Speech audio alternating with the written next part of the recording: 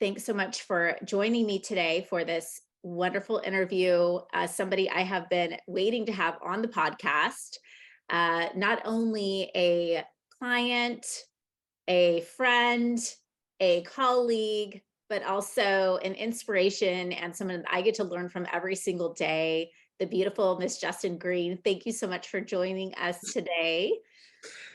Thank you for having me. I've been so excited to be on here with you and kind of one of my bucket list opportunities. So I'm really happy to be here.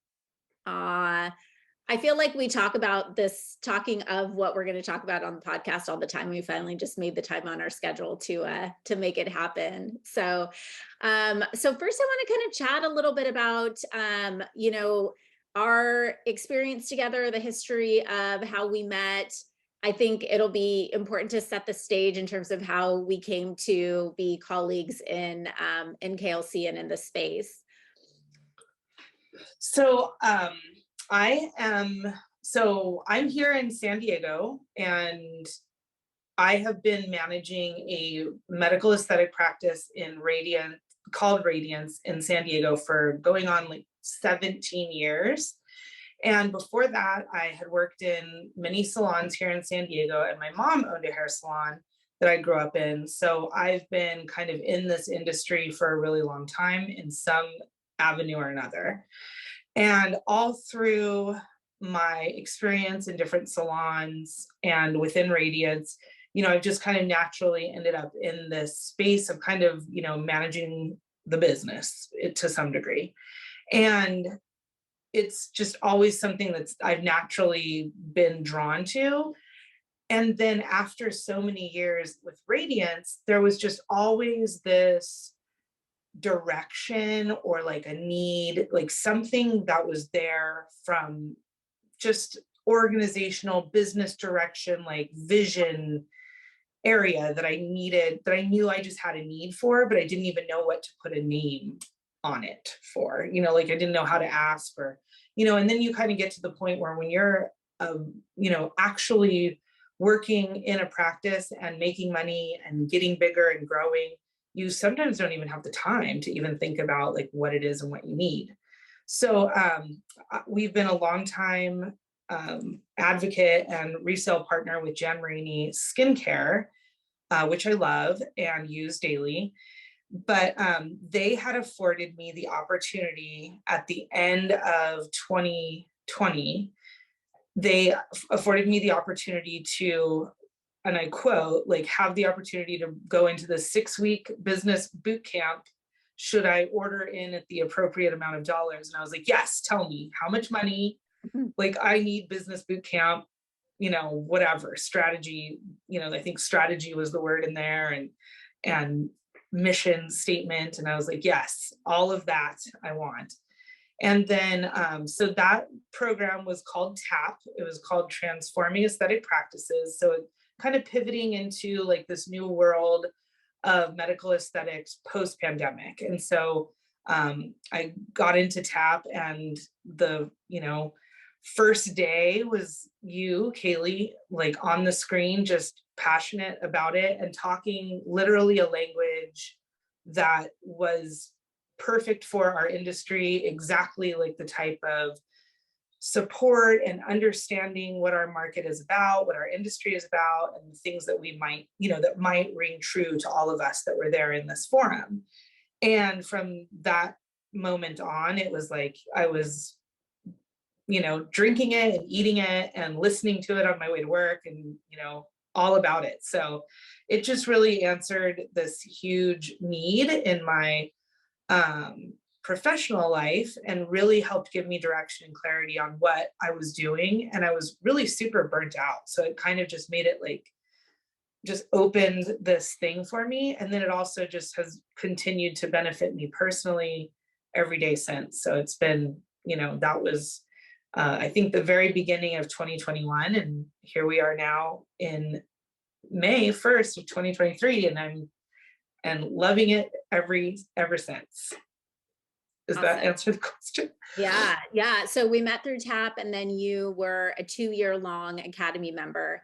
And Yes. so at the time in our Academy, when I launched, now remember launching our Academy was sort of at the heels of my experience working as a practice manager, helping run as a profit share partner, a multidisciplinary aesthetic practice. And I had no tools. I had come from corporate America and was like, I knew a lot about I have a business degree, I have a marketing degree. I, was a sales manager. And then I get into a practice and I'm like, what the heck, where there's no resources, it was like, they're calling like, hey, do you have an SOP for that? Like, calling your buddy, like, help me out. And I'm like, what is going on here? There's no, support. And so I really was hopeful to bring practice managers through our academy. And to be honest with you, that sort of exposed a whole nother gap in the fact that most business owners were not in our space. And we're here to change this, but we're not really seeing the value of training their practice manager up to the next level, and I think part of it's just not knowing really the value like behind what am I going to get out of it, being afraid to invest in people. I don't know, but Kim, your owner, was like 100%. She's sort of hands off, and you really run the business. You're the CEO of the business. So here you are for 2 years in an academy as the single practice manager. There were a couple that came in, but with a bunch of business owners. And then here we are today, graduated from the academy. And like I always preach, always be recruiting. I asked Justyn to join us as a coach in our academy, and so we've just done some really incredible things together, Justyn. Since having you on board, we've been able to really, for me personally, kind of help realize the vision of putting together some tools and just really practical resources for practice managers in our space, and not at a really affordable price. And, of course, we put our heart and soul and put hundreds of hours into developing this. But what's so fascinating to me is that, as we've been building this program, just realizing that the gaps there are as it relates to business support in aesthetic practices, from your perspective, I don't know if you feel the same way as me, but I just don't really understand how, and maybe it's sort of the evolution of aesthetics and how things have changed so quickly, but we've got, let's say maybe back in the day, it was, just plastics and derms, maybe some other, non-core physicians offering aesthetics. Maybe they'd have a nurse injector in there. I mean, today you've got nurse injectors that are literally starting their careers as injectors, building multi-million-dollar empires. And we've got practices across the board that have no structure in place for management of their operation. Like, is it just me, or is something missing here? Well, I think it is wild, but Yeah. it's like you end up with all of these incredibly intelligent, capable people, coming from the medical field into this industry. Yeah. And they don't have a lack of vision. Many of them are super, super creative. They're, open-minded free thinkers, and obviously very intelligent and capable, but they don't have an MBA, they don't, and I don't either. But that's the thing, is that, many of them are capable with business, but do not have, like you're saying, the resources. But every business definitely, I mean, I didn't even know what an SOP was technically until we started talking about it. And I was just like, oh yeah, seriously, like that's one of the things that I knew. I was like, if I had known what that thing is, I've known that we need that. I just didn't know the even name for it.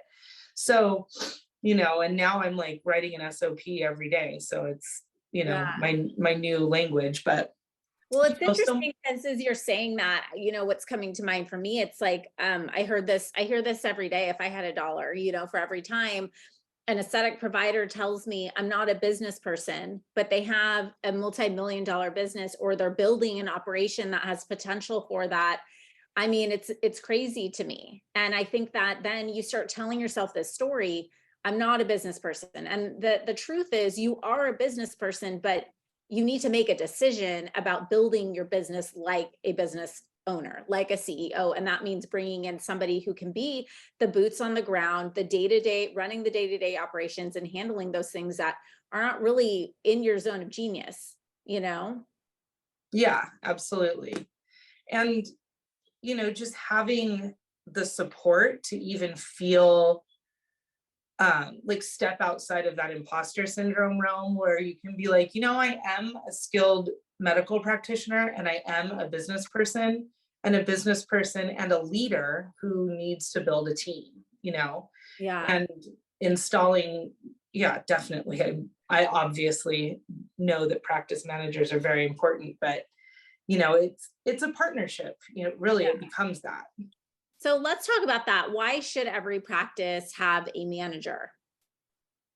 Um, Many practices are super successful without a manager, but all you're doing is diluting your ability to truly be a super successful business if you can't have, someone that you can trust and that you can support to truly be on that path with you to grow your business. So I think really the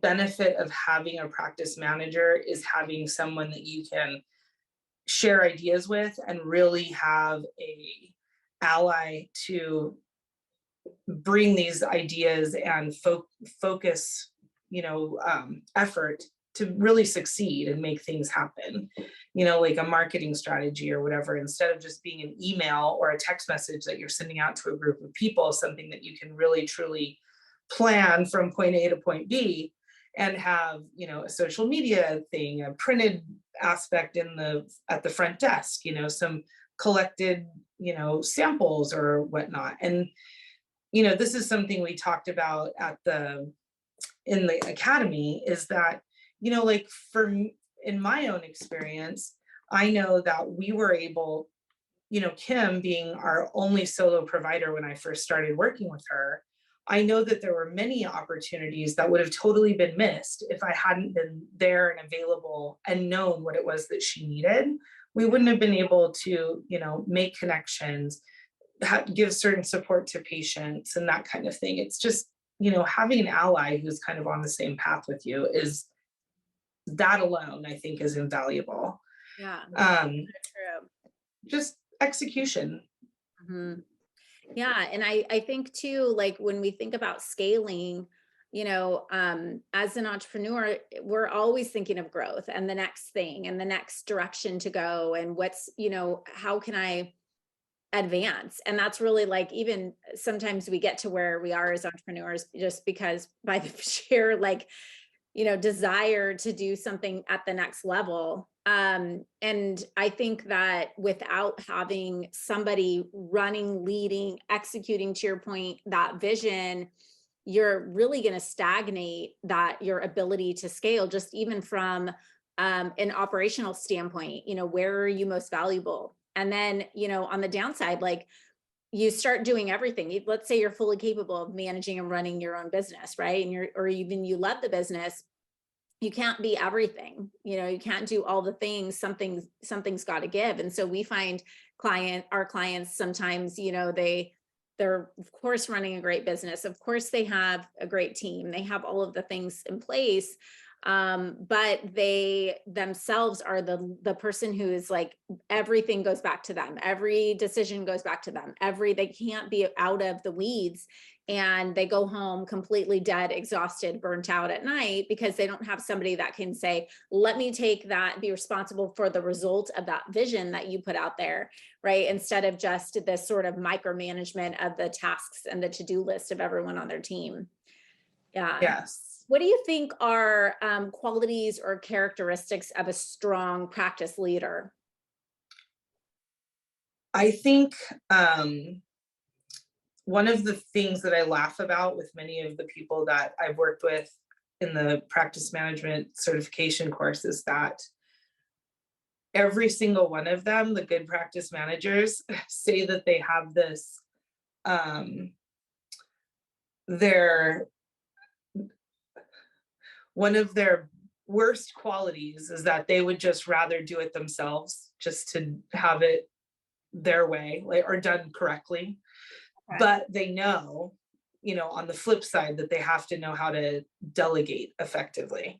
So I think that you understand that you really have this desire for efficiency and having it done right, and you can kind of see what needs to happen to, like, what right and correctness is, but you also see that you can't do everything, that you do need to delegate, you do need to be able to trust your team and lead. So I think that's definitely a huge thing I have noticed in myself and every other practice manager I've worked with. And I would say too that a practice manager absolutely has to anticipate the needs of the owner and the practice. Mhm. So I think those two things are crucial. And those are personality types, they're not skills. Yeah, I was going to ask, because I'm thinking just of, for example, some of our clients who have tried the whole route of, I'm just going to hire someone with a ton of experience and pay a bunch of money. And sometimes that's great. Sometimes it's not, because you really, some of the most challenging things is like bringing someone into your culture and helping them see your vision, and then making sure they have the passion and the, more subjective qualities, right? But like, also, are there skills that, let's say, someone could identify within someone on their team, or is it a character thing where they could say, okay, this person has the potential, and then if I train them and give them the right tools, they could develop into a really strong leader in our business? Absolutely. B. Oh. I'm going to say absolutely. I think you can, it starts with being the right person, and, really kind of, finding those nuanced ways of knowing that that person is on the right track with you. They see the vision, they're, part of it. They're the person that's always going to be ready to be the last one out the door to take the trash out. There's not a job that, that's how I roll. I'm like, I'll do whatever. Yeah, no job too small. I fix the toilet on the fly because, just it's got to get done. But that's me. But I think definitely, if you give the right support to the right kind of person, they can, they'll excel and grow no matter what. It's like watering a flower. So I think definitely, it starts with just finding someone that's in line with your vision, the right kind of person. You can really, you want to talk to them, you want to, you know, share with them what's going on, and that they've got your back. Yeah. Where do you think practice owners go wrong with hiring a practice manager or practice leader? I think it, I think really having, this is something I've learned from you, is that having a strong understanding about who it is that you want in your organization, and really having, really laser clarity around the type of person that you want, and then having a really solid hiring process so that you can really work out, really learn something about the person, not just see them on paper and, outline, tell me about your experience answering phones. Tell me about your experience writing a handbook. Like, experience is great and it ticks a lot of boxes, but it's not going to be the right person for your team unless you can really spend the time to like suss out what that person is about, who they're, who they are really. Yeah. So I think that's key. And part of that, interview process is slowing down and not talking so much. Did you say the S word? Just slow it down and listen. Just be a good listener. And the what word? What'd you say? Did you say the S word? The slow, yeah, the S word. Slow I it on down. speak with my Invisalign. No, it's so true. It's, because it's about assessing really it's somebody in alignment with your core values, because if they're not, it doesn't matter how many handbooks they put together at the end of the day, right? Yeah. They, get along with the team. And I think that's why we've seen so much success training up managers from the standpoint of they're already showing evidence of being a great employee in one role, and an aptitude and a desire to learn and grow and be challenged. I think those are two like incredible things. Like, I always say, like, I love passion and energy, and somebody who's just like, I don't know all the answers, but I know I will find them, Mhm. and I feel like we've had so many clients, and really that was much of the impetus of the, evolution and an idea behind this practice manager fast track, um, that we built, was just that I have good people, but like I don't even know where to begin. Just like you were saying where you were, like I knew I needed something, I knew we needed more, I knew that there was something for me, and that the business needed to get in better shape, essentially, and get polished up. And I didn't really know how to do that. And I think that that's where we can come in and really help with that, where somebody's like already good, you have already good people. Yeah, absolutely. And, like when you're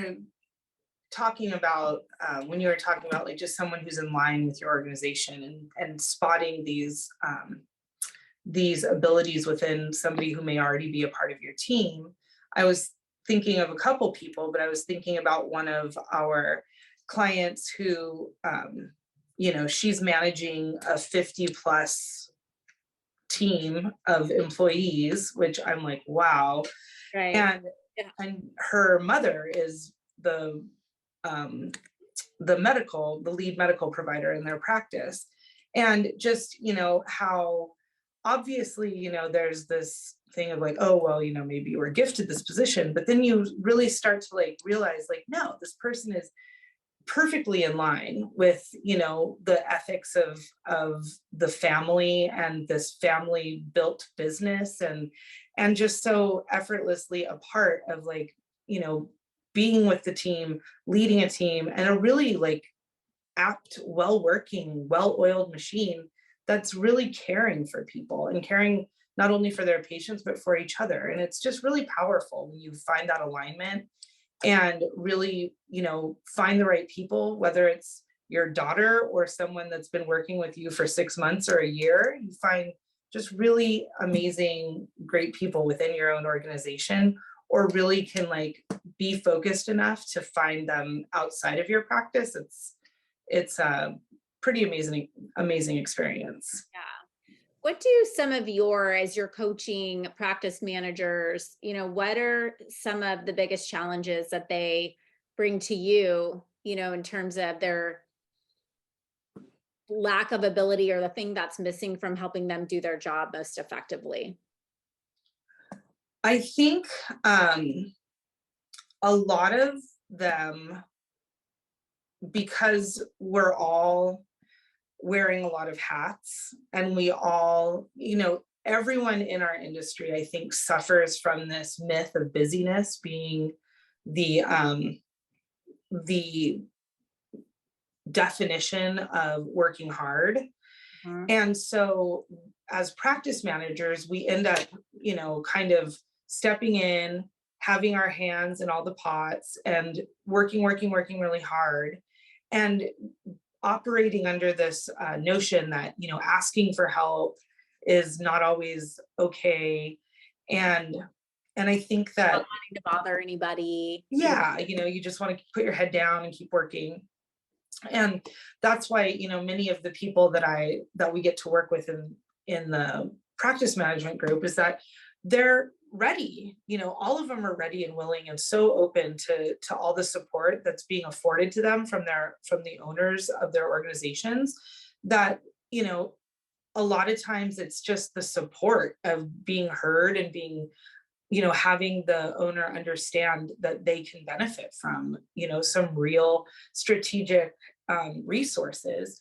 And many of them, I think, really love the aspects of our program that's about systematizing the practice, and then also really mapping and understanding like our patient journey.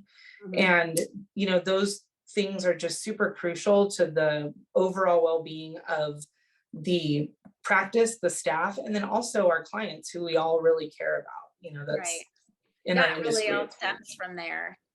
It's so interesting because, I think about how, quickly and easily an owner, let's say, would hire, another provider to take, to treat patients and then invest in them and their clinical ability and invest in their knowledge and, new courses and new certifications and cadaver training and da, da, da, da, and develop them. But then it's like the practice manager is like just sitting there rotting, brains rotting away. Drowning. Yeah. They're drowning, they're buried in like it's like just pay that bill, right? Like, why is that? Like, why is it that, owners are so quick to invest in, is it because it's like direct revenue producer versus not? Like, why do they stagnate on investing in their managers? Or is it just that there hasn't been a resource for them? I don't know. And I'm being general for sure. Like, No, yeah, I think you're right. I think that a lot of it, and I mean, even for myself, I was I make 90% of the decisions for the business side of the practice every day. yeah. And I was hesitant to put money into my own basket, to put resources towards my position within the business. So I get it. And it does, I think, really honestly, like when I evaluate myself, it comes down to, you want to put the money towards the person that's generating the most amount of income. And even like estheticians find themselves suffering within some of our practices, but that's changing for them as well, because estheticians are an invaluable piece to a medical aesthetic practice. And practice managers are as well. Practice managers not only support the owners, but they also support the staff. And it's, and really effortlessly marry the staff with all of the assets that come from outside of the office, like, trainings and, liaison with the, with, sorry, I'm blanking right now, with like your, reps and things like that, people that can really help to afford a lot of resources and support, especially for training and education. So, yeah, I think that kind of support is, I think as our industry is evolving, which it's kind of gone light years, just even in the past 5 years, Mhm. we're really seeing that more and more resources are being allocated and built for all the different facets of the medical aesthetic practice, like a med spa. Mhm. Yeah, it was interesting. Someone actually in our chat program said um that, I asked the question, what have you seen?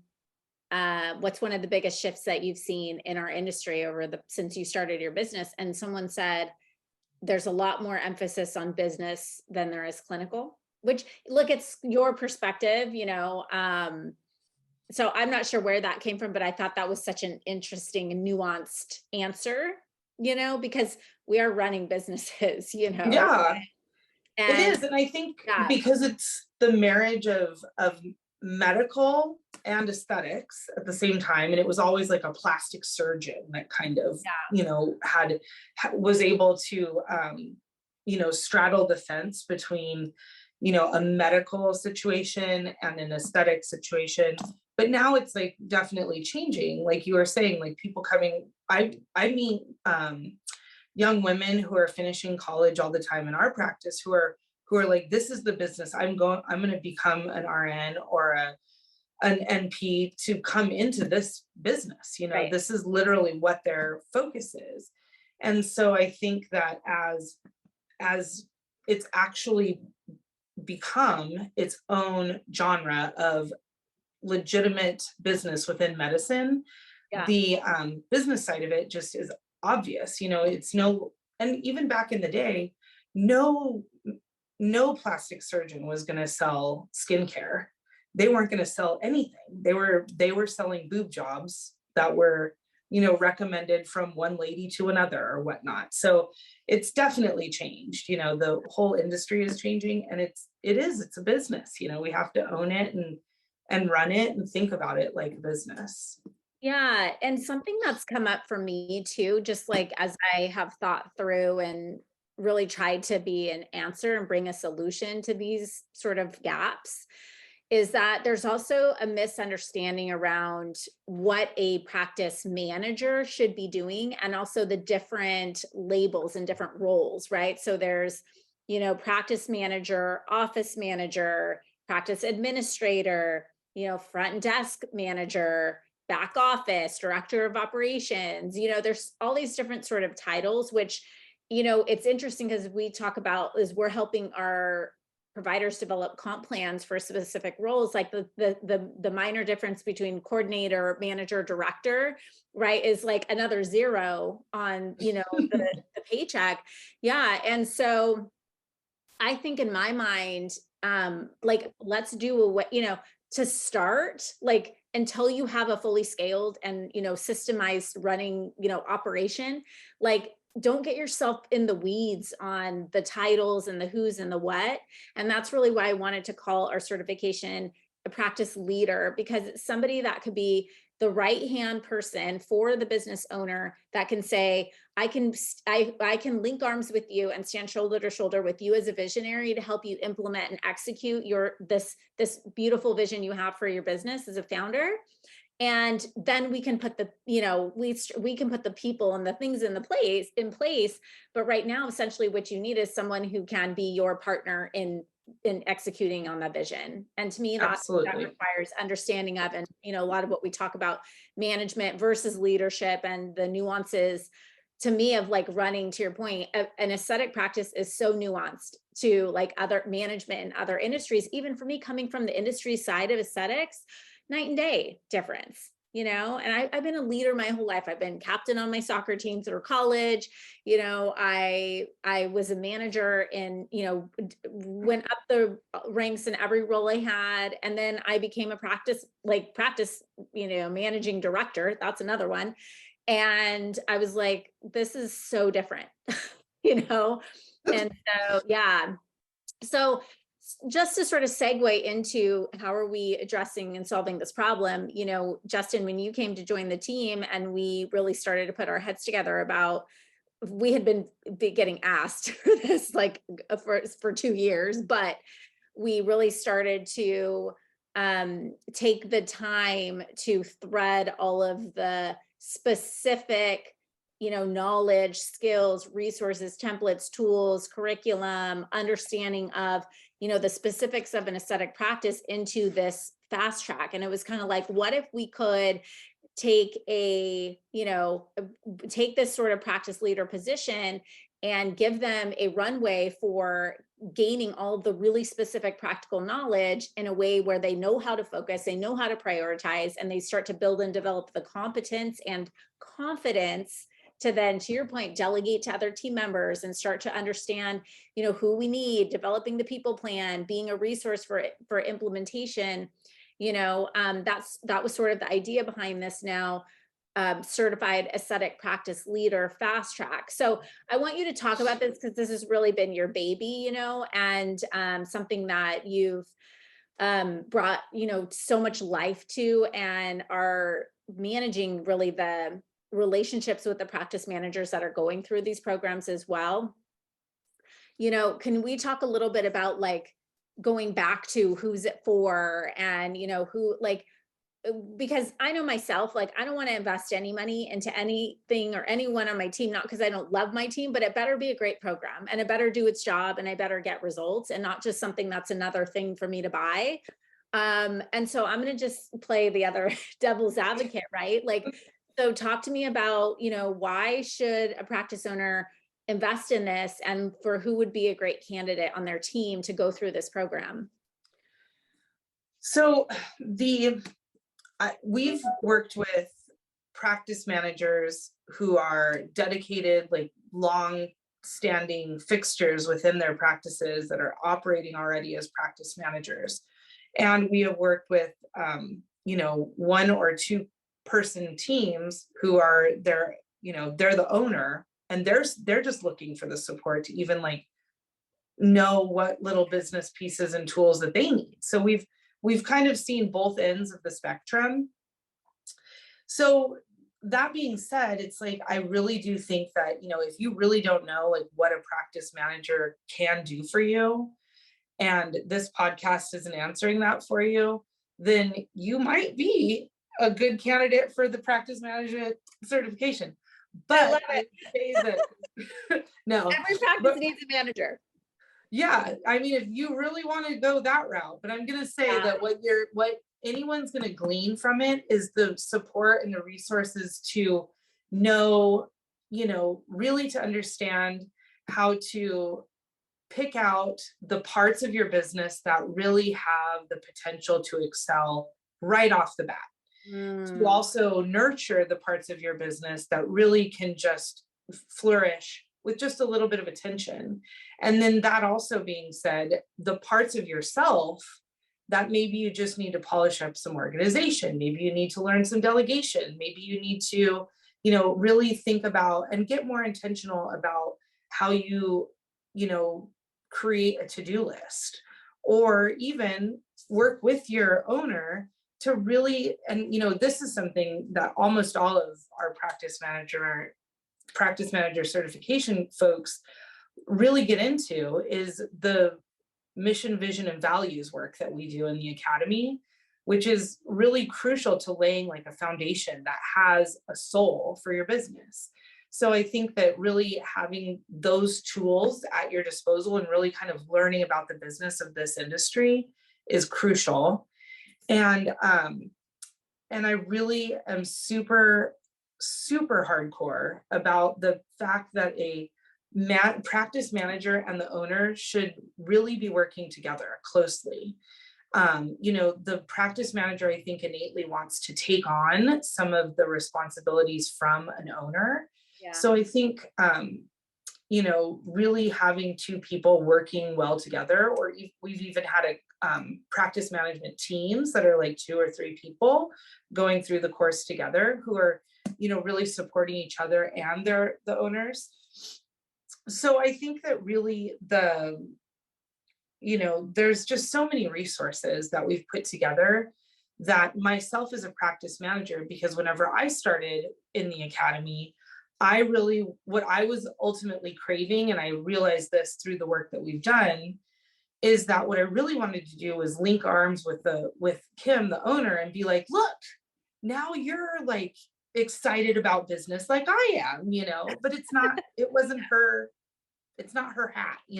She doesn't enjoy it. She enjoys working with patients, she enjoys artistry, and I enjoy the business stuff. Yeah. So that's kind of the part that helped me really think about, and us too, when we were talking, these are the really important skills and focuses that practice managers need, is, systematizing the vision and all of that stuff.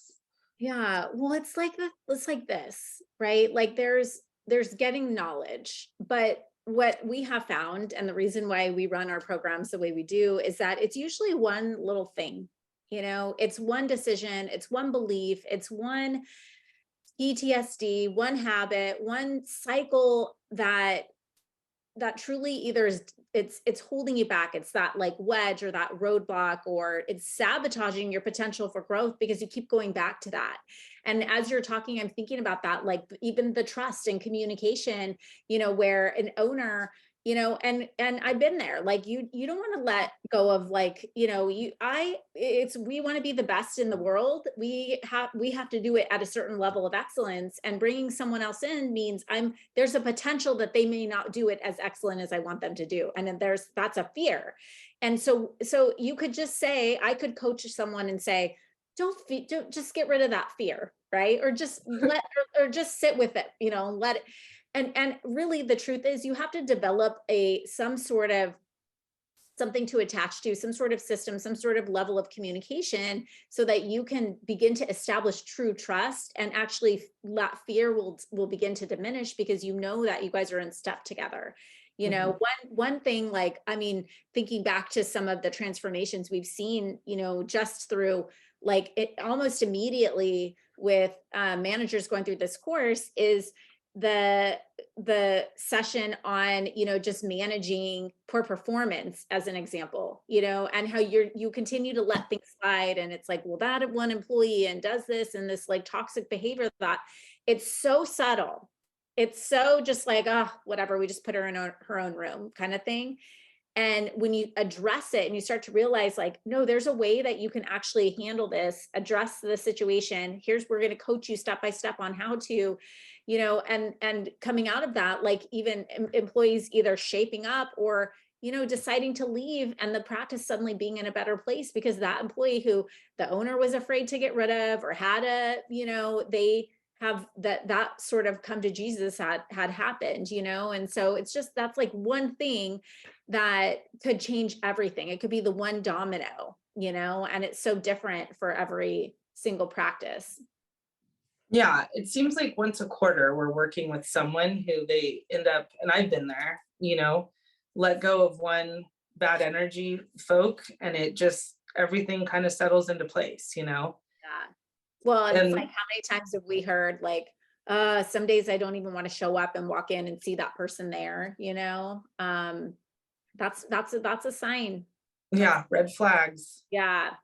for So what sure. for you, I'm curious for you personally, and you know, everybody who knows you, like, you know, that if you know, hashtag, like we know Justyn's like love language in business, but I think it'd be fun just to like share with podcast listeners who hopefully will become also clients of ours and have a chance to work with you on the management side. What was the most exciting part for you of designing this program? Um,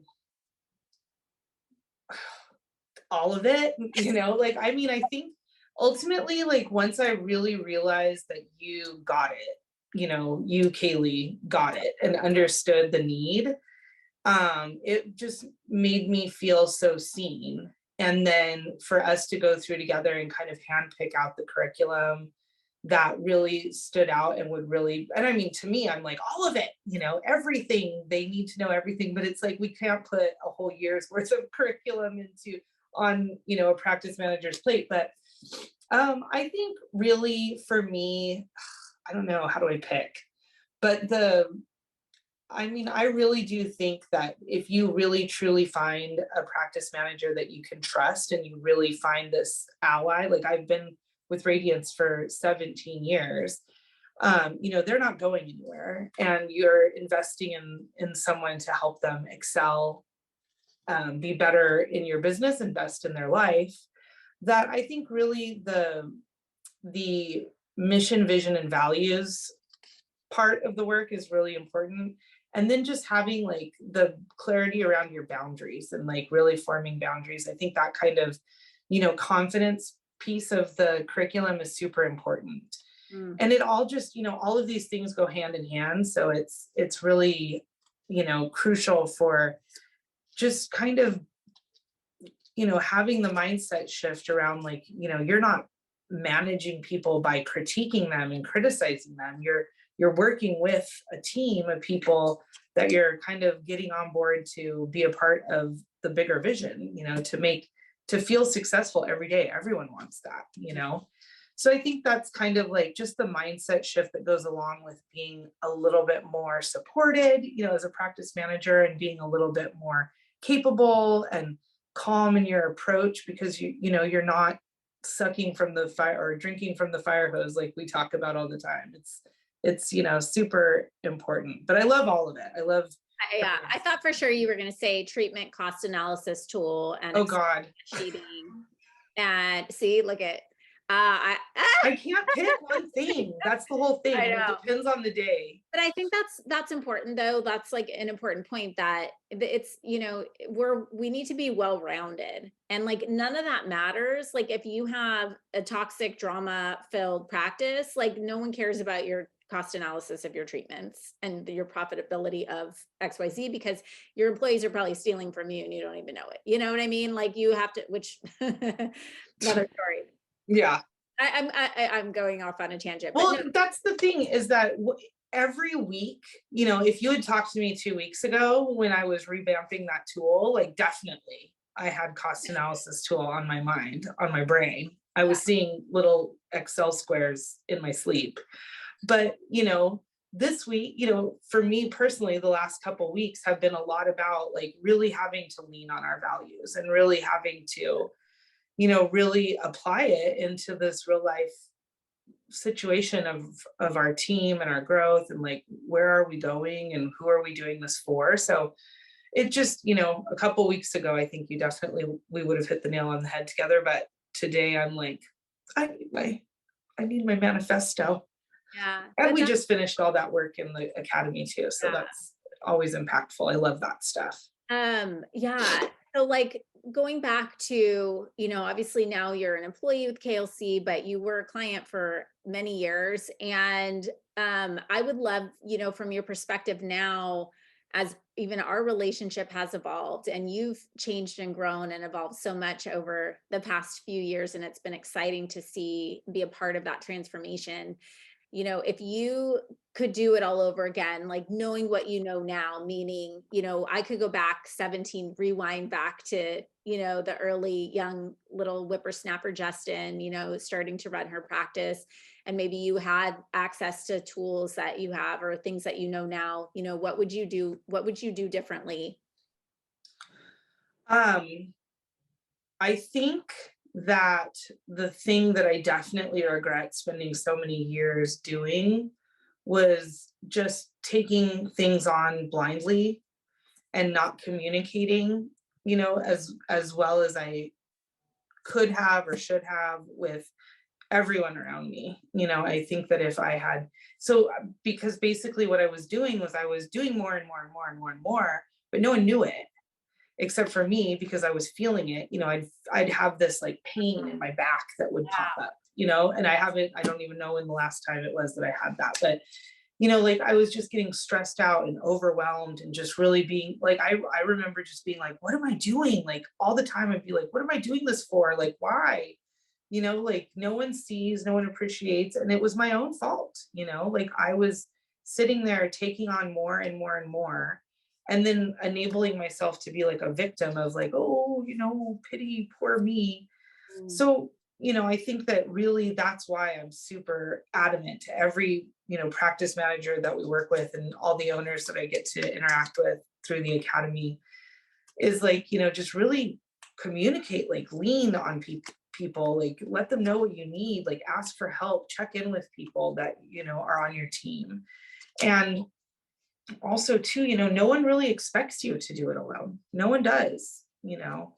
So I think that's really the thing, that just having that communication and then having boundaries, you know, like it goes hand in hand. Like I've learned to kind of protect my time and, you know, be like, I'm not going to be a nervous wreck at work or at home, you know?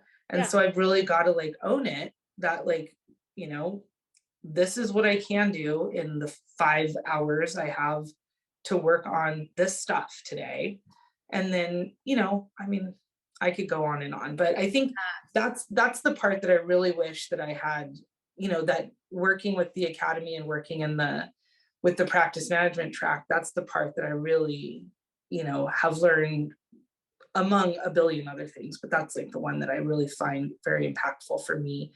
And when I say that to other practice managers too, when we have our coaching calls, you can see them just go, Oh, yeah, you know, like take a sigh of relief and take a step back and be like, yeah, you know what? You're right. I don't need to put that on myself. I can ask for help and I am supported. And, you know, all of us are working and we're so lucky. Like this industry is so amazing because it is really women led, and I love that. And like not knocking all the men out there in our world, but you know, it's a women led industry and I really love that. And I love working with powerful, you know, high vibrational women all the time.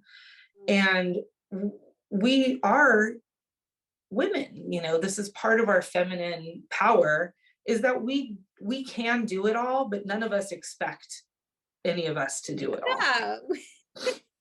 And we're so good at like talking and sharing with each other and like, Yeah. listening and really empathizing, and it's cool, it's powerful.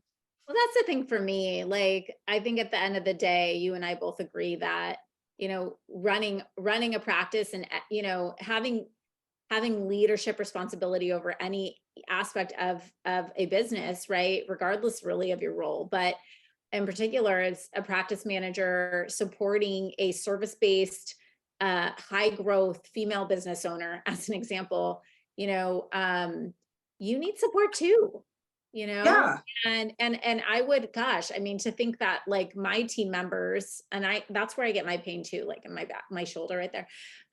To think that, my team members would be suffering silently would, like, I would feel absolutely devastated. Like it would kill me.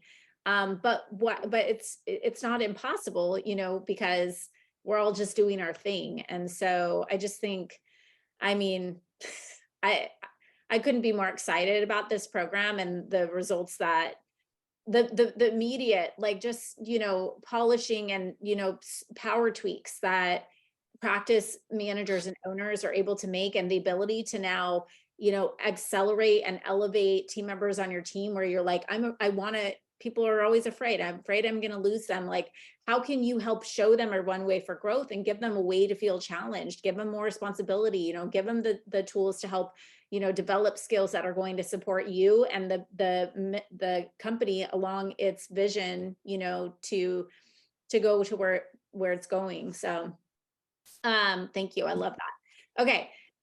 So wrapping up, any kind of final words of wisdom for practice owners who, let's say, have an A player. I mean, you kind of talked about different scenarios, right? You have your established practice manager, you have an owner that just needs to learn how to manage their practice. And then probably category C would be, hey, I have someone on my team. I don't necessarily feel like I have quite the, person with the skills, but I have someone with the right passion and ambition to learn them, you know, besides the obvious, like, but like, what final words would you have for, somebody that's in that situation? I mean, I think that one of the really powerful things that I've gleaned from these past few years is that leadership is not this natural thing that you either have or you don't. You can really, it's a skill that you can really kind of, or it's an ability that's in us that we can kind of uncover and polish and you know um, really excel at if we have a little bit of support and a little bit more intention around it. So I think that's something that's really powerful, because I think you have these people that kind of are within your I think every business owner or practice manager who might be listening to this, they either saw it in themselves that they had that leadership ability, and they may be seeing it in other people in their team. And all it is just a little bit of trust and a little bit of support and a little bit of intentional backing that those people need to just really flourish and excel. So I think maybe that answers it. you Yeah. know Yeah, no, I love that. I think that that's beautiful. I agree. Leadership isn't born with skill. It's something that's learned and practiced. And, you have to, first of all, to show up as a leader for yourself, right? Like for you, as an example, like, I'm worthy of, making this investment. I'm stepping into making a decision from the mind of a CEO versus somebody that's still scraping and clawing and climbing and trying to get somewhere, right? Coming at it from a mindset of sufficiency and worthiness, and just showing that as an example, right? As an example to your team members. So, practice manager or team member, I believe in you and I believe in us enough that, this is the investment that we're making. And it's just an untapped ROI, right? Once you learn yeah. the tools and then you can put those into practice on the daily. And, I would say for anybody listening to you guys, listening to this, is that, that's really what we've intended, is like, this is not, go back to school. This is practical, like real, grab and like, put it into place, curriculum and resources and support, so that you're not alone on an island. Your manager's not alone on an island. We're there. You have a team, and you have, people that like get it, have been there, and are doing it every day to really, support through the process. So Definitely. yeah, awesome. All right. Well, this has been such an amazing conversation. Justyn, I want to just thank you for your contribution, obviously, to this fast track, which I'm so excited to finally record a podcast about, but also for everybody to meet you. And anybody who does come through this program will get a chance to have access to Justyn and get to know her and pick her brilliant brain. 17 years of practice management experience and 2 years in our academy, and then now coaching high growth female owners and managers in our space. There's just not anyone better in the business, so I could be more honored to have you as a team member to learn from and lean on every single day. So thank you for that. It's my like extreme honor to be a part of KLC and like have the opportunity to work with you guys and all of the really gifted women and that we have in the academy. It's amazing. But I have a question for you, because I know one of the things that I really love about you is that you never squirm or shy away from being put on the spot. So I have some questions for you. Oh, wow. Okay. So I know that you journal a lot. Has it always been the case for you? And do you ever have a tough time getting started on a topic or finding something to write about? And what do you do to like get the journal juices flowing? Oh, okay. No, I have not always journaled. I did, like when I was younger, I had a diary, with a little lock on it. So maybe you could consider that. But I learned actually the same as Jessica Christie talks about this too. It's right here, I have a ton of journals, but it's the Start Today journal from the Hollis Company, Rachel Hollis created. Cool. And so I use that as like a gratitude, like, today I'm grateful for 5 things. Sometimes it's just I'm alive or Nice. the air is not too cold. And then 10 dreams I made happen. And I write those as if they're really future goals that I've accomplished. So I'm basically training my brain to believe that I already have accomplished. So I would have like, I am a highly paid public speaker. One of them is I laugh every single day. I'm just reading a few of these. I wrote a best-selling book. I have an exquisite home. They're just things like depending on the day. And the other thing I would say about journaling is I think a lot of people shy away from journaling because they judge their thoughts, that they're thinking, judging themselves based on the thoughts that they're having. And one thing I would say is if you give yourself the space to like, this is my private, like just me, no judgment, write whatever. It might just be blibbity blabberish and make no sense. That's okay. I'm gonna let myself do that. And it's honestly just to get the thoughts dumped out of your mind and see what's going on in there, but you have no judgment about it. I think then that journaling becomes a lot easier and less painful as like a human to look at, like, why did I write that? And more of like, it becomes like a nice place to go. And then you feel like you want to take the time to do it. So Awesome. yeah. Love that. How do you think journaling relates to business? Business starts in your head. So, like, I always tell you guys, like, you're always working on 2 businesses, right? The business that you're in every day and you're operating today's business, and you're building the business for the future. So whether you're actually doing the work on building the business for the future or not, you are.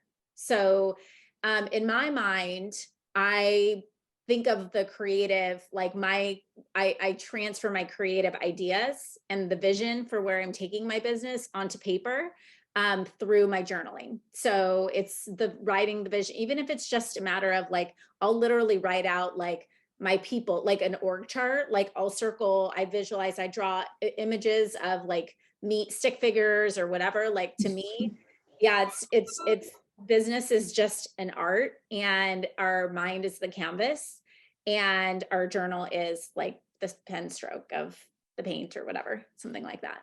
Nice. Okay. Um, so I'm not as eloquent as you, but have always admired your ability to convey your ideas with passion and insight. Do you have any tips or tricks to share around speaking to your team or speaking in public or forums like this one? I'm asking for a friend.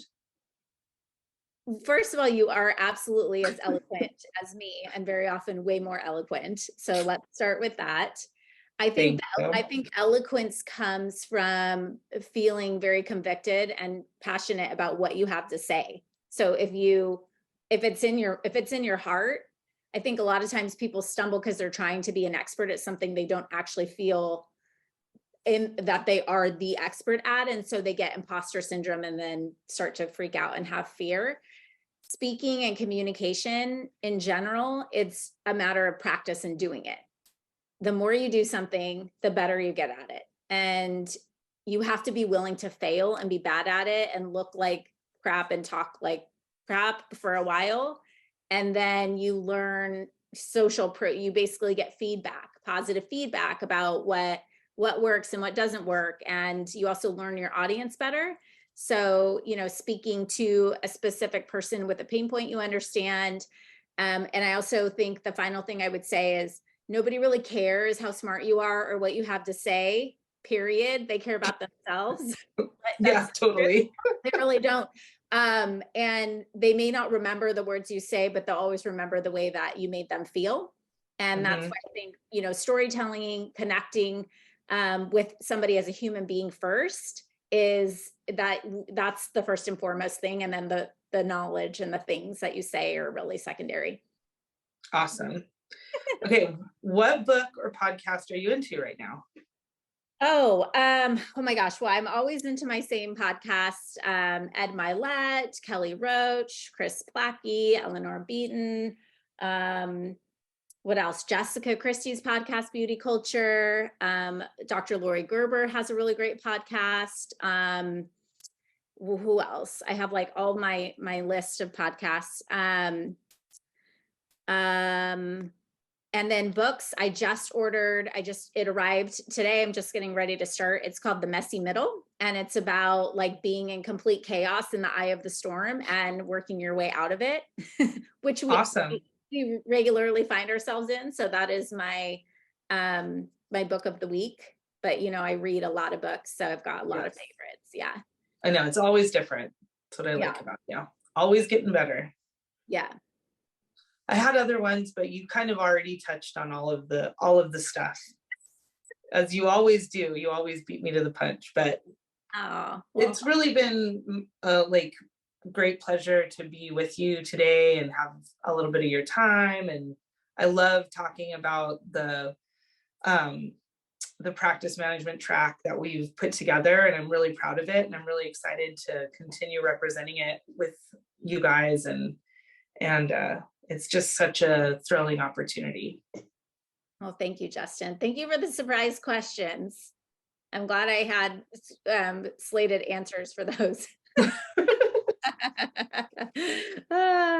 All right. Well, thank you all for tuning in, and thanks, Justyn. I will talk with you soon. Appreciate you. Appreciate you. Take care.